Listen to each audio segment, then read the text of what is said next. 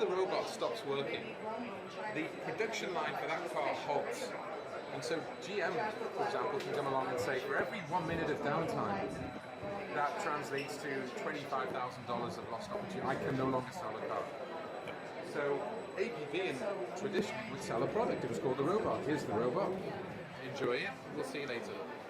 So what they're doing now is they are selling a service. So they have embedded connectivity in the robot, and they go to the GMs of the world and they say, we will sell you a service where you are now able to, in real time, monitor the health and availability and performance of the robot.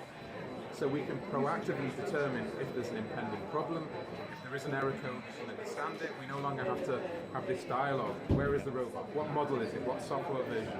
Let me send someone out. Oh, we don't have the spare part. Let me come back tomorrow. So essentially what it means is ABB can now deliver service levels to their customers in terms of reliability of the device. Customers will pay for that. And using IoT in a platform like ours, they can ensure that the robot truly is always productive, always operating, and therefore not impeding the customer's ability to roll out whatever products they're building. No, it's very impressive. Does that make sense? It does. Now, the vending machine is another great story as well.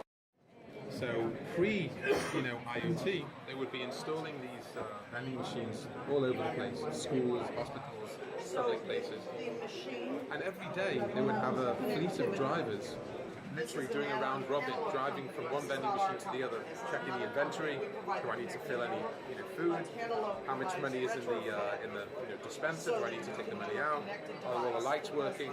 So it's very, very inefficient. And as a result, you see margins of 2 to 3%. So IoT comes along, and the vending machines are now smart and connected. So what happens now is I swipe my credit card.